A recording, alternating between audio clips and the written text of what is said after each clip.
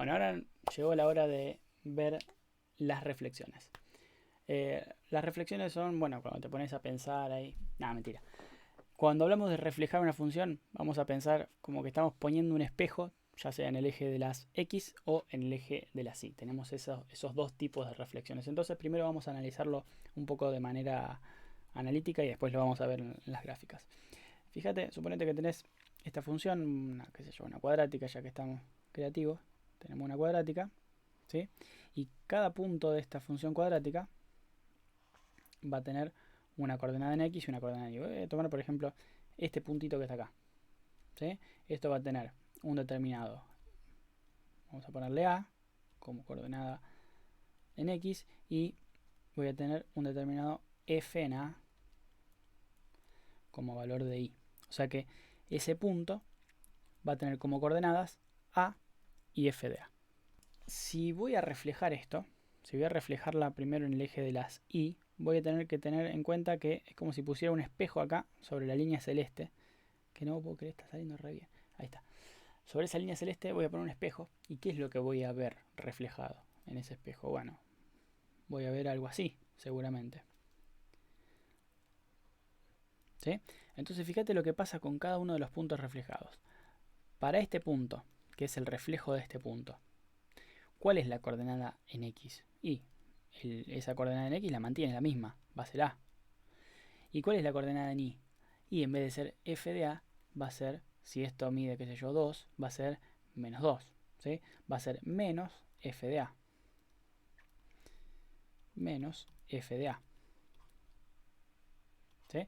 Entonces, esto se va a cumplir para todos los puntos. Entonces, si vos querés reflejar la función en el eje de las X, lo que hay que hacer es cambiar cada coordenada de Y, es decir, cada coordenada de F de X. O sea que la función que refleja sobre el eje de X es, en vez de escribir F de X, vas a escribir menos F de X. ¿Sí? O sea, si vos tenés Y, en vez de escribir Y, vas a hacer menos Y. ¿Tá? Entonces eso lo que va a hacer es, a la ley, a cada coordenada en Y de todos los puntos le va a asignar el valor opuesto. Vamos a ver si eso es posta o si es mentira.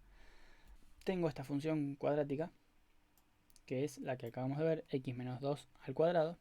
Si yo hago menos f de x, enter, ahí me apareció esta gráfica verde, que es el reflejo, ¿sí? Y funcionó. ¿En qué consistiría menos f de x? Fíjense, la ley acá es x menos 2 al cuadrado y menos f de x sería menos x menos 2 al cuadrado. O sea que eso lo que hace es reflejarla con respecto al eje de las x. ¿Cómo va a ser el reflejo con respecto al eje de las y? O sea, yo tengo que reflejar ahora con respecto al eje de las y. Esta vez el espejo lo voy a poner en el eje de las y. Entonces, este punto, por ejemplo, que va a tener una coordenada en A y una coordenada en F de A,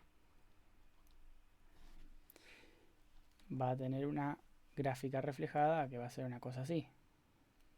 Ahí está. Entonces, fíjate lo que pasa con este punto, que es el reflejo de este punto.